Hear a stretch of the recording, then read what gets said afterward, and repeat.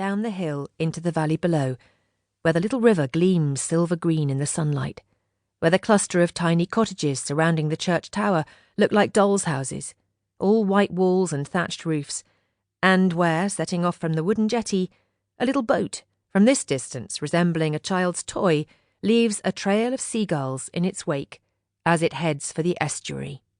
Perhaps, ignoring the tractor driver's signals and shrugs, that driver might stay there, in the passing place on the brow of the hill, taking in this view for half an hour or more, before eventually continuing down the lane, down Steep Hill. Yes, finally, as it enters the village the lane has a name, and into the village of Little Sorrell, to park outside the ferryboat inn and buy a pint of Devon ale. I was one such driver. The day was a beautiful, warm one halfway through May, and I can't tell you how much I appreciated that glass of beer as I sat in the little pub garden, watching children crabbing in the river below me.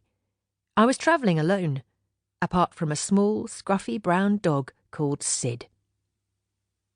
It was just over 2 years ago, and like most people, I'd never heard of Little Sorrell or had any idea it existed. I had another beer, a plate of seafood salad, and ended up spending the night at the pub. And staying. Chapter 1. 2 years earlier.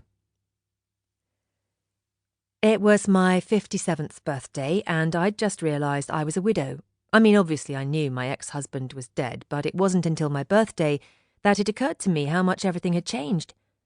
We'd been separated for several years by then, but hadn't got around to a divorce. If we'd been divorced, I'd have had a different status. A divorcee might have conjured up images of a feisty, independent woman of a certain age who'd shaken off the chains of marriage and emerged as her own creature, knowing what she wanted and determined to get it. Whereas now, as a widow, people would naturally expect me to be consumed by grief, a cloud of sadness following me wherever I went. I knew this to be true because of the funeral. I should explain now that I'm not actually heartless. I was, of course, really upset about Brian. I'd have been upset about anyone who died at such an unfairly young age, struck down by a massive heart attack while he was crossing the supermarket car park. Brian had once been my husband, and however our relationship had ended up, there'd been a time, obviously, when he and I had loved each other. He'd been the most important person in my life for nearly 30 years.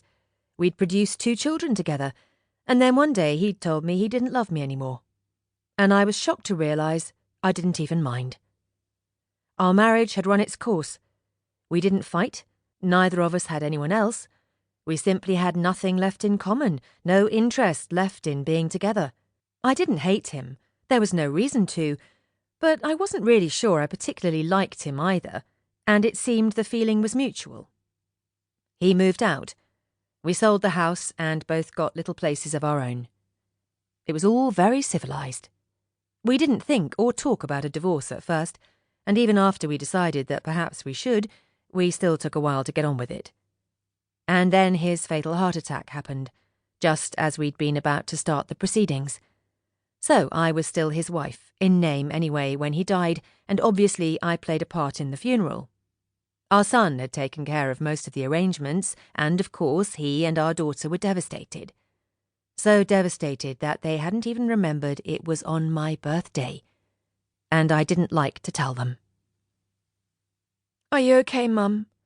asked my red-eyed daughter, putting her arm around me, giving me a sympathetic hug as her husband supported her on the other side. It should have been me consoling her, but I felt too confused, too discombobulated by my own feelings to think straight. "Yes, I'm fine," I said, and then shook my head quickly, realising that was hardly appropriate or even true. I mean, I'm okay, sort of. How about you? "Oh, Mum, I still can't believe it." She wiped away fresh tears. "I mean, I just can't get my head around the fact that Dad's gone. I can't imagine life without him." And that was the whole point, really. I could.